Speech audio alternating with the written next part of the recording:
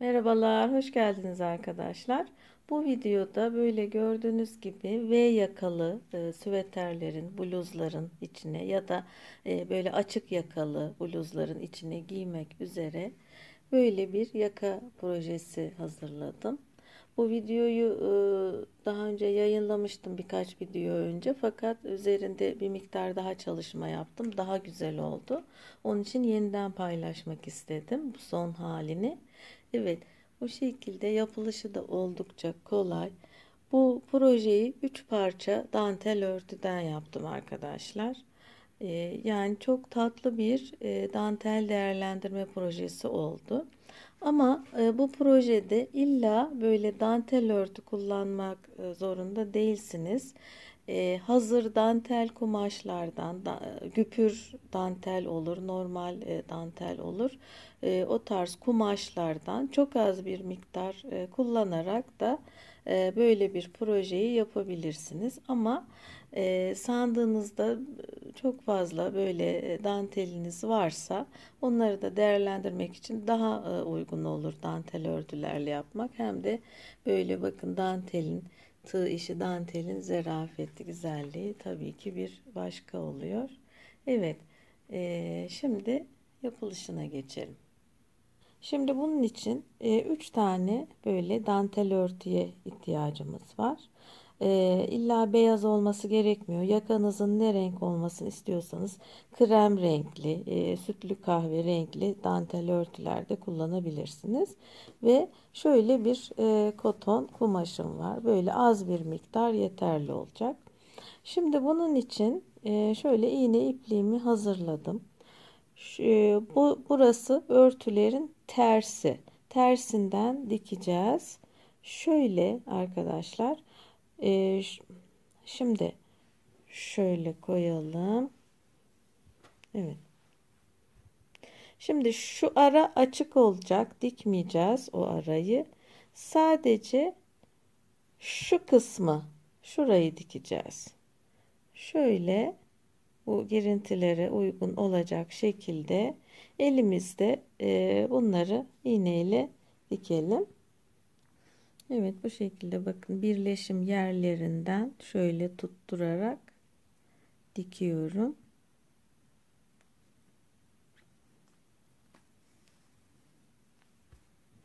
Şöyle.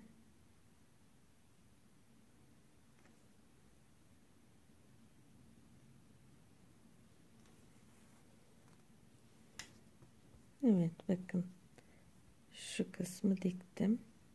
Şimdi şu iki ucu birbirine dikeceğim. Şöyle şunun içinden ipimi yürütüyorum. Düğümlemeden, yani kesip koparmaya gerek yok ipi. Şuradan şöyle birleştiriyorum. Kolayca dikiyoruz.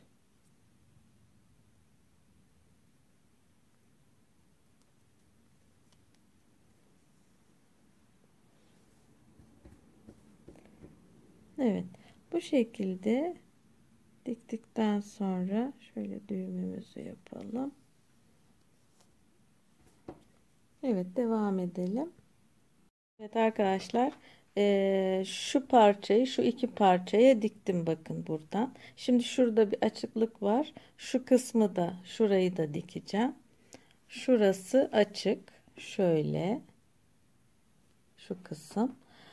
Şöyle bir kumaşım var demiştim. Kenarlarını sürfle yapıp içine katladım. Şöyle omuzlardan da şu kadarlık bir mesafeyi dikeceğim her iki taraftan. Bu açıklığı siz kendiniz ayarlayabilirsiniz. Ben bu şekilde ayarladım. Evet, şu kısmı da dikelim. Evet arkadaşlar, şu kısmı diktim. Sonra şuradan şu mesafeden diktim omuzları şöyle. Şimdi şu arka yaka için şöyle bir miktar oyuntu yapacağız. Direkt makasımızla keselim ve sonra makinede sürfle yapacağım. Siz elde de sürfle yapabilirsiniz tabii ki. Şöyle. Yani şöyle göz kararı keselim arkadaşlar. Şöyle.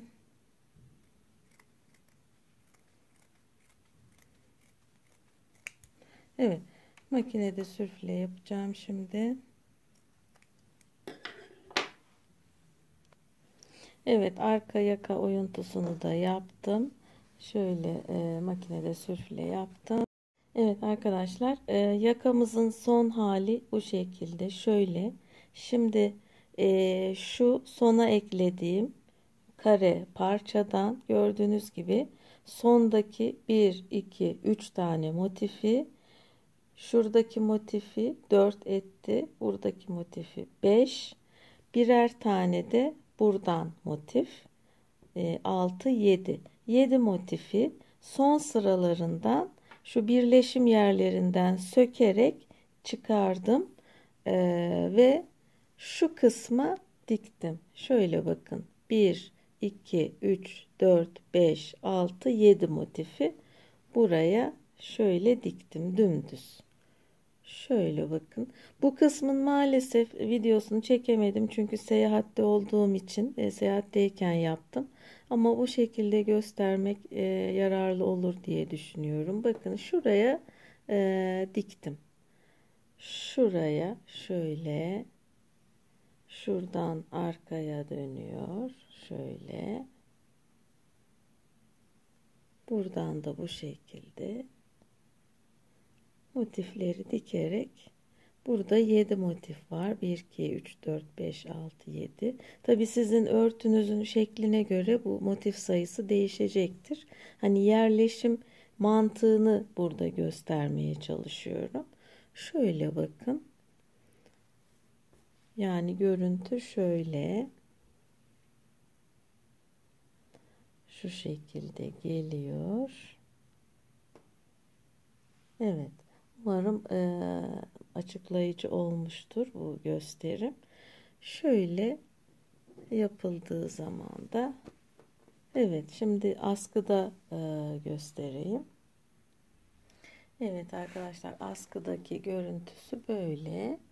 Şu yakadaki motifler şöyle arkaya doğru kıvrılıyor. Şöyle bakın.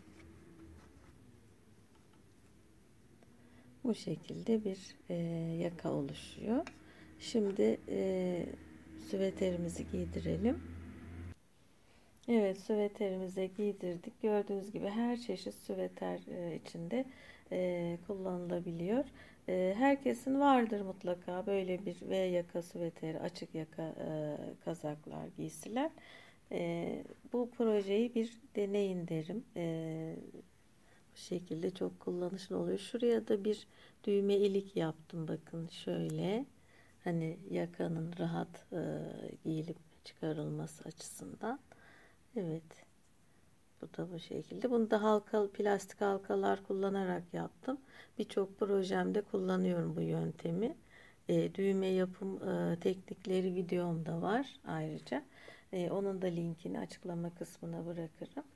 Bu dantellerin motiflerini sökerek yaptığım birçok proje var arkadaşlar.